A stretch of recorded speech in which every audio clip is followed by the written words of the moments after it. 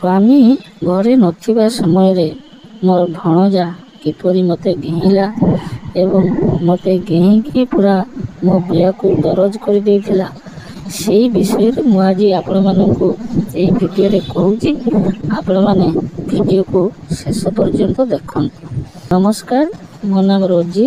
ଆପଣମାନେ ଦେଖୁଛନ୍ତି ଆପଣଙ୍କର ପ୍ରିୟ ଚ୍ୟାନେଲ ପ୍ରିୟା ଟ୍ୟୁବ୍ ଚ୍ୟାନେଲ। ଏହି ଚ୍ୟାନେଲରେ ଆପଣମାନେ ଏହି ପ୍ରକାର ଗିଆଁ ଗିଇଁ ଭିଡ଼ିଓ ସବୁ ପାଇବେ। ଯଦି ଚ୍ୟାନେଲକୁ ଆଜି ପର୍ଯ୍ୟନ୍ତ ସବସ୍କ୍ରାଇବ୍ କରିନଥିବେ ତେବେ ଦୟାକରି ଚ୍ୟାନେଲକୁ ସବସ୍କ୍ରାଇବ୍ କରିବେ ଏବଂ ପାଖରେ ଥିବା ବେଲ୍ ଆଇକନକୁ ନିଶ୍ଚିତ ଭାବରେ ଚିପିବେ। ତ ଆସନ୍ତୁ ଭିଡ଼ିଓକୁ ଷ୍ଟାର୍ଟ କରିବା।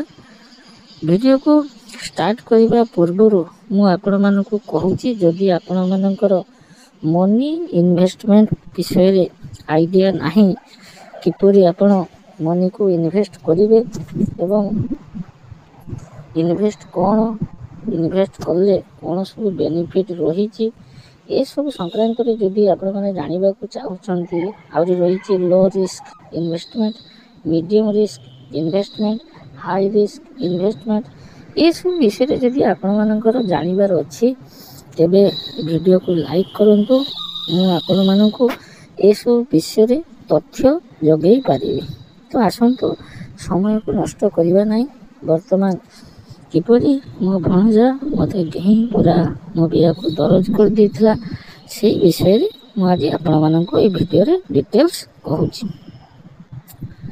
ମୋ ସ୍ୱାମୀ ହାଇଦ୍ରାବାଦରେ ଚାକିରି କରନ୍ତି। ସେ 6 ମାସେ 7 ମାସେ ଥରେ ଘରକୁ ଆସନ୍ତି।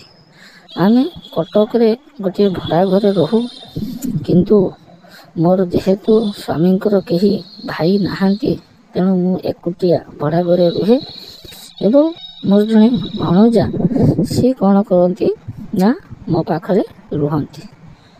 ତ ସେ ଭଣଜାର ବୟସ ପାଖାପାଖି 18 କି 19 ହେବ। ସେ କଲେଜରେ ପାଠ ପଢ଼େ। ବହୁତ ଦିନ ଧରି ମୋ ସ୍ୱାମୀ ବାହାରେ ରହିଲା ପରେ ମୁଁ ଗିଆଁ ଗିଇଁର ସୁଖ ପାଇପାରେ ନାହିଁ। ମୁଁ ବହୁତ ସେକ୍ସି, ମୋର ଦୁଧର ସାଇଜ୍ ପାଖାପାଖି 36 ଏବଂ ମୋତେ ଯିଏ ଥରେ ଦେଖିବ ତାକୁ ଘେଇବାକୁ ପ୍ରବଳ ଇଚ୍ଛା ହେବ।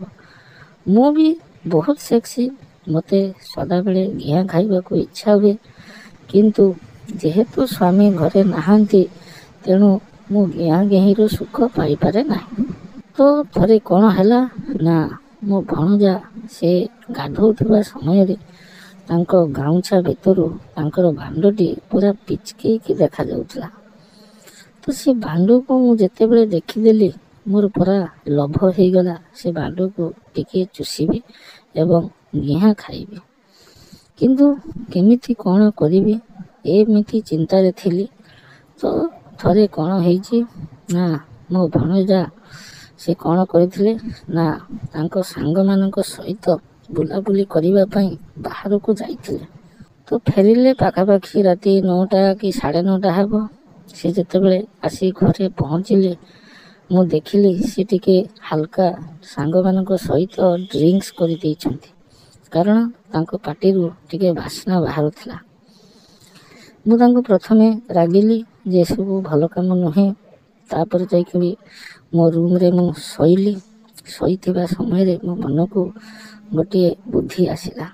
ମୁଁ କ'ଣ କଲି ନା ମୋ ଭଣଜାକୁ ଡାକିଲି। ମୁଁ କହିଲି, ଦେଖ ମୋ ମୁଣ୍ଡଟା ପ୍ରବଳ ବିନ୍ଧୁଛି, ଟିକିଏ ମୋ ମୁଣ୍ଡକୁ ଚିପି ଦିଅ। ସେ ବି ଆସି ମୋ ପାଖରେ ବସିଲା ଏବଂ ମୋ ମୁଣ୍ଡକୁ ଚିପିଲା।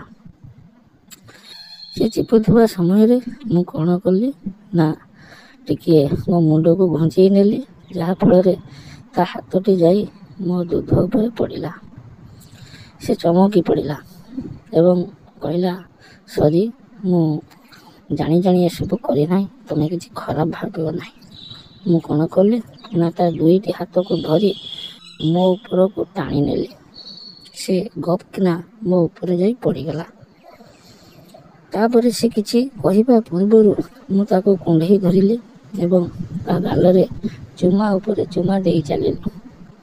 ସେ ତ ନିଶାରେ ଥିଲା, ଟୋକା, ପୁଣି 18 କି 19 ବର୍ଷ ହେବ। ତେଣୁ ମୋ ଆଗରେ ସେ ଆଉ କେତେ ସମୟ ତିଷ୍ଠିକି ରହିବ। ତେଣୁ ମୁଁ ଯେତେବେଳେ ତାକୁ ଚୁମା ଉପରେ ଚୁମା ଦେବାକୁ ଲାଗିଲି, ସେ ବି ଗରମ ହେଇଗଲା। ତାପରେ ସେ କ'ଣ କଲା ନା ମୋ ଦୁଧକୁ ତା ହାତରେ ଧରି ଚିପିବାକୁ ଲାଗିଲା। କିଛି ସମୟ ମୋ ଦୁଧକୁ ଚିପି ସାରିଲା ପରେ ମୁଁ କ'ଣ କଲି ନା ମୋ ବ୍ଲାଉଜର ବଟମ୍ ଗୁଡ଼ିକ ସବୁ ଖୋଲିଦେଲି। ଯେତେବେଳେ ମୋର 2ଟି ବଡ଼ ବଡ଼ ଦୁଧ ତା ସାମ୍ନାକୁ ଚାଲି ଆସିଲା, ସେ ଦୁଧକୁ ଦେଖି ପୁରା ପାଗଳା ହେଇଗଲା। ଖାଲି ଚୁଚୁଣିବାକୁ ଲାଗିଲା। ଚୁଚୁଣୁଥାଏ ଏବଂ କହୁଥାଏ, ମାଇଁ କେଡ଼େ ସୁନ୍ଦର ଦୁଧ ତୁମର। ମୁଁ ମନେ ମନେ ଭାବୁଥାଏ ଯେ ଖାଲି ଦୁଧ ନୁହେଁରେ ବେଟା, ମୋ ବିଆ ପାଖକୁ ଚାଲ, ଦେଖିବୁ କେତେ ସୁନ୍ଦର। କିଛି ସମୟ ମୋ ଦୁଧକୁ ସେ ଚାଟି ସାରିଲା ପରେ ମୁଁ କ'ଣ କଲି ନା ମୋର ଶାଢ଼ୀକୁ ପୁରା ଖୋଲିଦେଲି। ଛାୟା ବ୍ଲାଉଜ ସବୁ ଖୋଲିଦେଇ ପୁରା ଲଙ୍ଗଳା ହେଇଗଲି। ଯେତେବେଳେ ସେ ଏମିତି ଅବସ୍ଥା ମୋର ଦେଖିଲା, ସେ ନିଜକୁ ଆଉ ଆୟତ୍ତ କରିପାରିଲା ନାହିଁ। କେତେବେଳେ ସେ ମୋ ଦୁଧକୁ ଚାଟୁଥିଲା, ପୁଣି କେତେବେଳେ ମୋ ପେଟକୁ ଚାଟୁଥିଲା, ତାପରେ ଆସ୍ତେ ଆସ୍ତେ ମୋ ବିଆକୁ ଚାଟିବାକୁ ଲାଗିଲା। ସେ ଯେତେବେଳେ ମୋ ବିଆକୁ ଚାଟିଲା, ମୁଁ ପୁରା ଗରମ ହେଇଗଲି। ମୁଁ ବି ତାକୁ ଜୋରରେ ପୁରା କଣ୍ଢେଇ ଧରିଲି।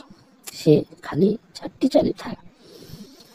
ଏମିତି ଚାଟୁଥିବା ସମୟରେ ମୁଁ ମୋର ହାତରେ ତା ବାଣ୍ଡକୁ ଧରି ମୁଠେଇବାକୁ ଲାଗିଲି।